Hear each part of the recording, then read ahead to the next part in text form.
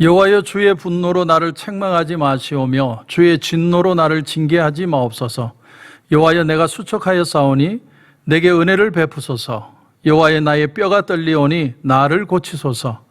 나의 영혼도 매우 떨리나이다. 여호와여, 어느 때까지니이까?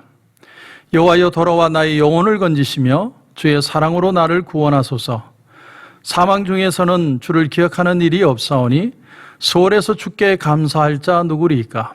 내가 탄식함으로 피곤하여 밤마다 눈물로 내 침상을 띄우며 내 혀를 적시나이다. 내 눈이 근심으로 말미암아 쇠하며 내 모든 대적으로 말미암아 어두워졌나이다. 악을 행하는 너희는 다 나를 떠나라. 여호와께서 내 울음소리를 들으셨도다. 여호와께서 내 간구를 들으셨으며 여호와께서 내 기도를 받으시리로다.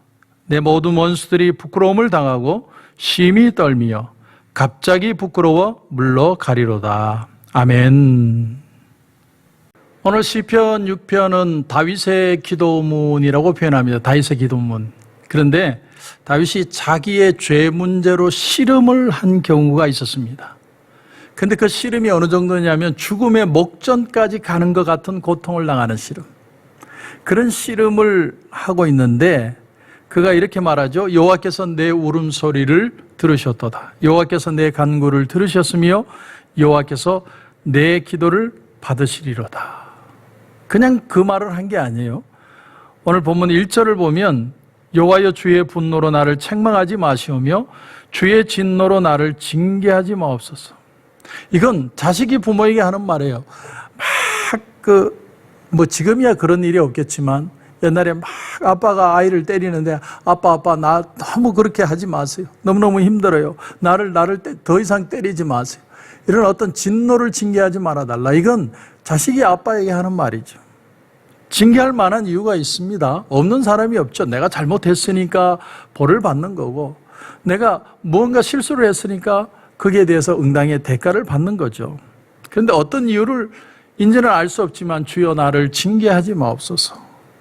이건 하나님께 맞아본 경험이 있는 사람, 이것이 하나님이 나를 연단시킨다는 것이 느껴지는 사람만 할 수 있는 기도입니다. 어느 정도로 맞았냐면 오늘 2절 말씀을 보면 여호와여, 내가 수척하여 싸우니, 그러니까 몸이 수척할 정도로 맞았다는 거예요. 너무너무 고통스러운 시간이죠. 자, 그런데 내게 은혜를 베푸소서. 여호와여, 나의 뼈가 떨려오니 나를 고치소서. Hear me, 나를 고쳐주십시오. 이렇게 하나님 앞에 오히려 호소하고 있는 겁니다. 사람이 징계를 받다 보면, 인생의 괴로움을 경험하다 보면 내가 이렇게 맞다가는 나가 죽는 게 아닐까, 내가 이렇게 살다가는 정말 모든 걸 다 잃어버리지 않을까, 그런 두려움이 훅 하고 찾아올 때가 있죠. 그런 두려움이 오늘 이 다윗에게도 왔다는 겁니다. 그래서 Hear me, 하나님 나를 좀 고쳐주십시오. 이제는 하나님 나를 회복시켜달라고 기도하는 거죠. 그런데 5절을 보면 다윗이 말하기를 사망 중에서는 주를 기억하는 일이 없사오니 수월에서 주께 감사할 자 누구리까? 이 말이 무슨 말이에요? 내가 죽으면 하나님이 이렇게 징계하시는 것도 아무 의미가 없다는 거예요. 나를 깨닫게 하기 위해서, 나를 뉘우치게 하기 위해서 내게 채찍을 대시지만, 그러나 내가 죽고 나면 그런 채찍이 무슨 의미가 있겠습니까? 다시 말하면 하나님을 설득하고 있어요. 설득. 여러분, 하나님을 설득해 보셨습니까? 설득. 참 가당치도 않은 말이죠. 우리는 기도할 때 어떻게 기도합니까? 하나님, 나를 회복시켜, 나를 도와주시옵소서. 하나님, 이대로 살면 나는 어떻게 될지 모릅니다. 그렇게 하나님 앞에 호소는 해도 하나님을 설득하는 기도를 하기는 참 쉽지 않습니다. 우리는 경제를 회복시켜 달라고 그러고, 내 병을 고쳐 달라고 그러고, 우리 가정을 회복시켜 달라고 그러고, 그런 기도는 하지만 더 나가서 하나님 한번 생각해 보세요. 하나님 자꾸 이렇게 해가지고 내가 죽으면 하나님이 그렇게 징계하고 훈련시키는 게 무슨 의미가 있습니까? 어떻게 이렇게 기도를 해요? 그런데 지금 아버지와 대화하듯이 다윗은 이렇게 조곤조곤 하나님 앞에 얘기하는 겁니다. 하나님, 제발 좀 나를 불쌍히 여기셔서 내가 죽으면 하나님을 증거할 수 없지 않습니까? 하나님 한번 생각해 보세요. 하나님이 그래도 나를 살려주셔야 내가 다시 하나님의 뜻을 이 땅에 전할 수 있지 않겠습니까? 대다수의 사람들은 이런 기도가 아주 무익하다고 생각을 하지만 성경에는 이런 적극적인 요구를 하는 사람들이 많이 나옵니다. 다시 말하면 하나님이 이런 적극적인 기도를 들어주신다는 걸 알 수 있는 거죠. 여러분, 마틴 루터도 하나님과 흥정을 했어요. 흥정이라고 표현하니까 좀 이상하지만 자기 친구가 옆에서 번개에 맞아 죽는 것을 보고 나를 살려주면 내가 수도사가 되겠습니다. 그런데 하나님이 그 기도를 허락을 하셨어요. 그런가 하면 히스기야 왕이 하나님 앞에 적극적으로 매달려 기도하죠. 하나님, 나를 긍휼히 여기사 나를 살려주십시오. 그럴 때 이사야를 통해서 하나님이 주신 말씀이 뭡니까? 하나님이 너의 기도를 들으시고 너의 눈물을 보았으니 너의 생명을 15년을 연장하리라. 하나님이 적극적으로 응하신 거예요. 다윗도 마찬가지입니다. 내가 죽어서 하나님께 무슨 유익이 됩니까? 내가 살아야 하나님을 섬기든 하나님을 찬양하든 하나님을 고백하든 뭐든 할 수 있지 않겠습니까? 근데 하나님이 그런 적극적인 그 하나님 앞의 대화를 하나님이 받으시고 그걸 허락해 주셨다는 거예요. 놀라운 사실이 이거예요. 하나님은 우리의 이 상황, 하나님께 조곤조곤 대화하는 이 내용까지도 하나님이 들어주신다라는 거예요. 이 속에 놀라운 메시지가 있습니다. 오늘 8절 9절을 보십시오. 악을 행하는 너희는 다 나를 떠나라. 여호와께서 내 울음소리를 들으셨도다. 여호와께서 내 간구를 들으셨으며 여호와께서 내 기도를 받으시리로다. 하나님이 내 기도를 반드시 받아주실 것이다. 오뚜기와 같이 나는 넘어졌지만 또 일어날 것이다. 하나님은 분명히 이 내 기도, 내가 죽으면 아무것도 할 수 없다는 이 기도에 하나님은 응답해 주셨을 것이다. 그는 믿고 있는 거예요. 정말 담대한 신앙을 갖고 있는 거예요. 대다수의 사람들은 다윗과 같은 이런 경험, 내가 잘못을 해서 막 어떻게 야단을 맞고 내가 몸이 수척할 정도로 고통을 당하고 있으면 기밥, 어려워서 힘들어서 그만두려고 하는데 다윗은 오히려 적극적으로 나가요.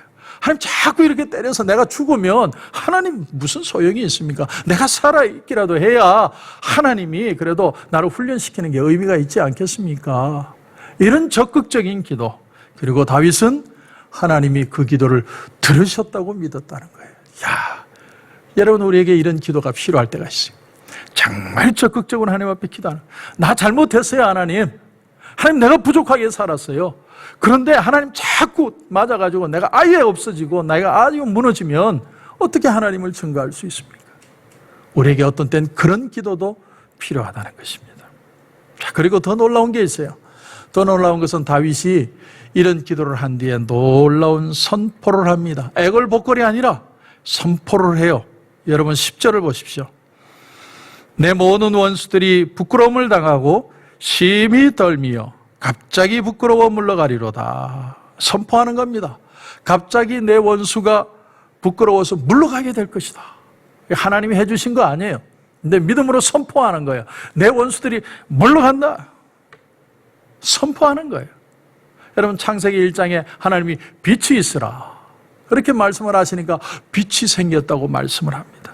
여러분, 우리 입으로 선포하는 것이 그러므로 굉장히 중요한 의미가 있다는 거예요.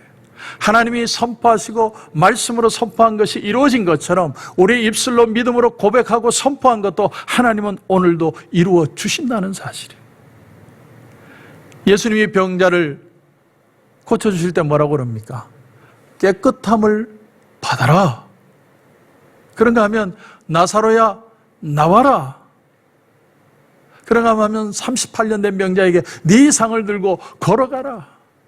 주님은 선포만 하셨는데 선포한 대로 하나님의 놀라운 역사가 일어났습니다.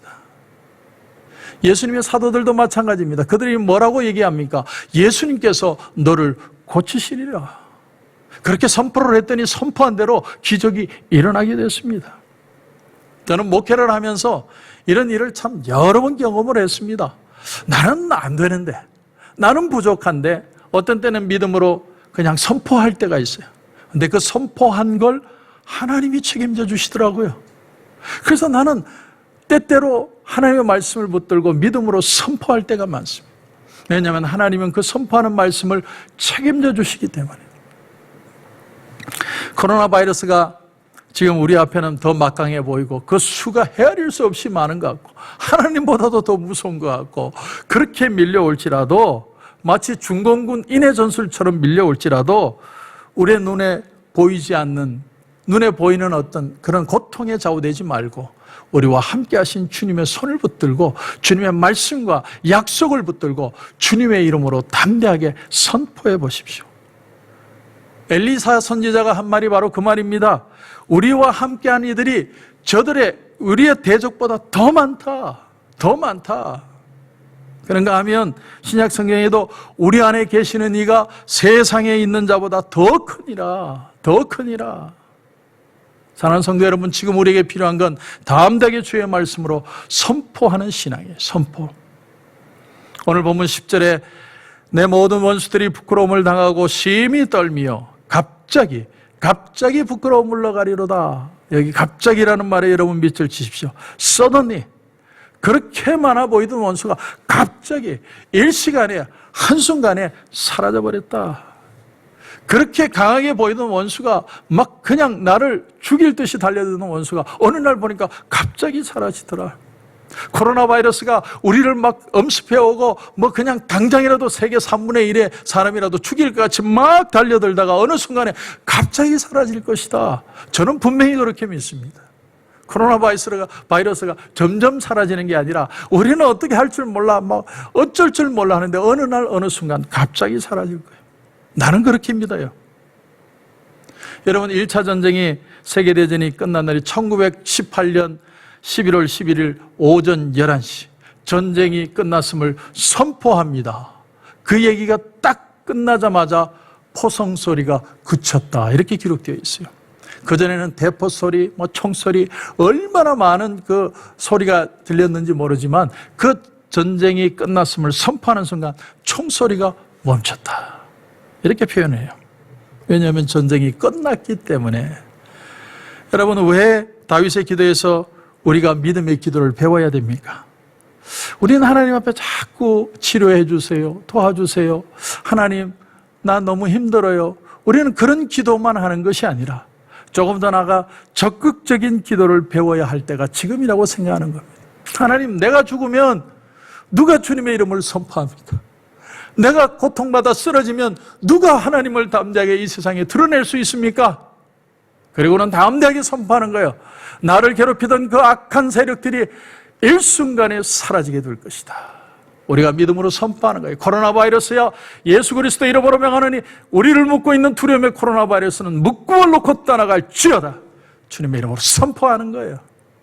일순간에 하나님이 없애실 겁니다. 저는 그렇게 분명히 믿습니다. 저는 저와 여러분이 믿음으로 선포하고 담대하고, 그래서 어떤 두려움도 여러분을 음습하지 않고 하나님이 주시는 그 새로운 소망을 가지고 승리하시는 저와 여러분이 되시길 주님의 이름으로 축원합니다. 기도드리겠습니다. 하나님 은혜를 감사합니다. 오늘 이 아침에 우리가 시편의 다윗의 기도를 통해서 적극적인 기도를 배웁니다. 아버지에게 아이가 말하는 것처럼 조곤조곤 내가 살아야 되지 않겠냐고, 내가 아버지한테 잘못한 거 아는데 아버지 나를 용서해 주셔야 되지 않겠냐고, 그리고 이제는 더 적극적으로 하나님께서 나를 지켜주시고 나를 죽이시면 나의 삶이 의미가 없는 게 아니라 하나님을 드러낼 자가 없다. 그런가 하면 담대하게 나를 괴롭히던 원수들이 일순간에 물러갈 것이다.